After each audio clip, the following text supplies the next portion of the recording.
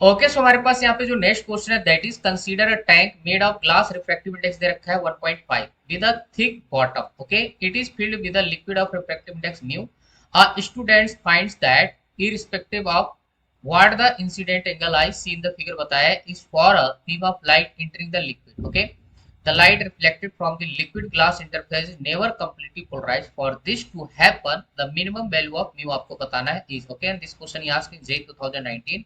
Option आपको दे रखे हैं just to can see. Okay, so यहाँ पे समझते हैं भाई, वीडियो पॉज करके आप खुद ट्राई कर सकते हैं क्योंकि काफी इंपॉर्टेंट क्वेश्चन है। यहाँ पे बोला है कि भैया ग्लास इंटरफेस सरफेस पे जो आपके पास ये लाइट इंसिडेंट हो रहा है नेवर कंप्लीटली पोलराइज बोला है भाई। ठीक है, तो यहाँ पे जो लाइट इंसिडेंट हो रही है नॉर्मल यहाँ पे ड्रॉ करते हैं तो ये आपके पास रिफ्रैक्टिव एंगल हो जाएगा, और यहाँ पे अगर नॉर्मल ड्रॉ करें तो ये आर है तो ये भी कितना हो जाएगा, आर हो जाएगा।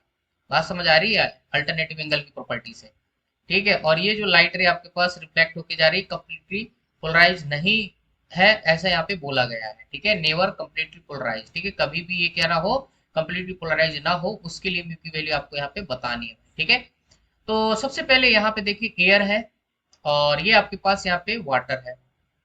क्लियर है, लिक्विड जो भी है इसका रिफ्रैक्टिव इंडेक्स आपको म्यू दे रखा है। ठीक है, ये आपके पास यहाँ पे इंटरफेस पे आप स्नेल्स लॉ लगाइए पहले। तो स्नेल्स लॉ के अकॉर्डिंग हम यहाँ पे क्या लिखेंगे, n1 sin i, n1 sin i equal to आपके पास n2 sin r। तो यहां से हमारे पास 1 multiply sine I equal to कितना हो जाएगा, म्यू साइन आर। क्लियर है, तो यहां से साइन आर की वैल्यू आप निकाल सकते हो बेटा। ठीक है, अब यहाँ पे आर की मैक्सिमम वैल्यू चाहिए ना अपने को।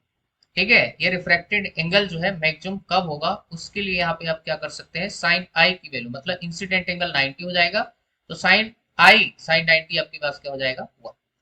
क्लियर है, तो हमारे पास यहाँ पे mu sine R max equal to आपके पास 1 हो जाएगा, और यहां से हमारे पास क्या हो जाएगा, sine R max equal to कितना हो जाएगा, 1 डिवाइडेड बाई म्यू।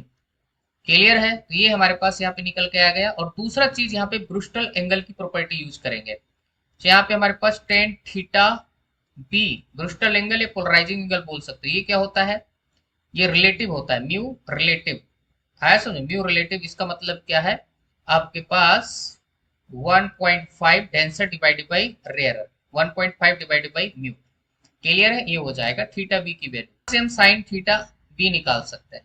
ठीक है, ट्रायंगल यूज करके यहाँ पे अगर ट्रायंगल बनाए राइट हैंड ट्रायंगल, ठीक है, क्योंकि इसकी अपने को जरूरत पड़ने वाली है, एंगल 90, ये आपके पास थीटा बी, तो आपके पास ये 1.5 है और ये म्यू है, तो ये कितना हो जाएगा आपके पास हाइपोटेनस म्यू स्क्वायर प्लस आपका 1.5 का स्क्वायर। ठीक है, तो यहाँ से sine theta B equal to कितना आ जाएगा आपके पास 1.5 और डिवाइडेड बाई कितना हो जाएगा, स्क्वायर रूट ऑफ म्यू का स्क्वायर प्लस 1.5 का स्क्वायर।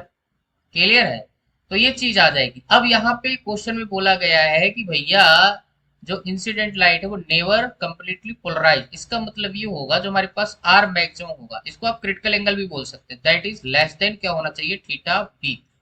इसकी वैल्यू ब्रूस्टल एंगल से कम होनी चाहिए बेटा, जो भी कंडीशन वहां पे दिया हुआ है। तो उस हिसाब से अगर दोनों साइड का हम साइन लेते हैं तो साइन आर मैक्स, क्लियर है, लेस देन क्या हो जाएगा आपका साइन थीटा बी हो जाएगा।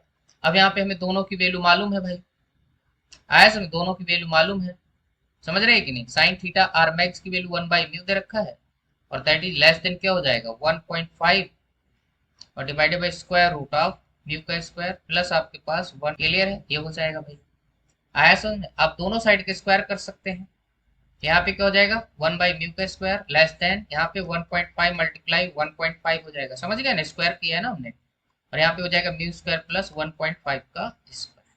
क्लियर है, क्रॉस मल्टीप्लाई करा दीजिए, क्रॉस मल्टीप्लाई कराएंगे तो हमारे पास यहाँ पे क्या हो जाएगा, म्यू स्क्वायर प्लस 1.5 का स्क्वायर लेस देन 1.5 का square into mu square. Clear है, तो ये चीज आ जाएगी भाई, इसको आप चाहे तो इधर ले जा सकते हैं। हमें क्या चाहिए, म्यू की वैल्यू चाहिए। अब हम क्या करते हैं, mu square as it is रहने देते हैं, लेस देन 1.5 का स्क्वायर और म्यू का स्क्वायर माइनस 1.5 का स्क्वायर कर लेंगे, तो म्यू स्क्वायर लेस देन यहाँ पे क्या आ जाएगा आपके पास 1.5 का स्क्वायर कॉमन आ जाएगा, अंदर बचेगा म्यू स्क्वायर माइनस 1। क्लियर है, तो यहाँ से हो जाएगा म्यू स्क्वायर लेस देन आपके पास 2.25 हो जाएगा, इसका स्क्वायर करेंगे और यहाँ पे हो जाएगा म्यू स्क्वायर माइनस 1। ठीक है, एक्चुअल में हमें यहाँ पे म्यू की वैल्यू चाहिए, राइट। यहाँ पे हम इसको क्या लिख सकते हैं, 1 डिवाइडेड बाई 2.25 और लेस देन आपके पास mu square divided by mu square minus 1 divided by mu square. ठीक है, हमने इसको सेपरेट लिख दिया, राइट। इसको हम यहाँ पे पॉइंट हटाएंगे तो ऊपर 100 बचेगा, यहाँ पे 225 लेस देन आपके पास 1 minus 1 divided by mu square. Clear है?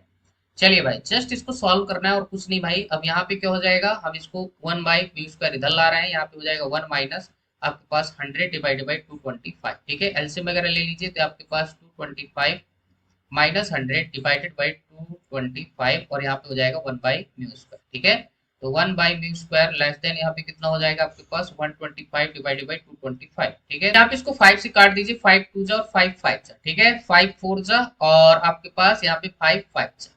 क्लियर, तो ये बच जाएगा आपके पास, तो 1 by mu square less than ऊपर क्या बचेगा 5 5 जा और यहाँ पे 5 9 जा। ठीक है, तो हमारे पास इधर कितना हो जाएगा 9 डिवाइड बाई 5 लेस देन आपका म्यू स्क्वायर। तो mu square greater than greater than 9 by 5 आ जाएगा और हम इसको लिखेंगे तो हमारे पास कितना आ जाएगा 3 divide by square root of 5। Clear है, यही म्यू की क्या हो जाएगी मिनिमम वैल्यू हो जाएगी जो आपसे क्वेश्चन में पूछा गया है। क्लियर है गाइस? जहाँ पे इस पर्टिकुलर क्वेश्चन का आंसर जाएगा that is third is the correct answer.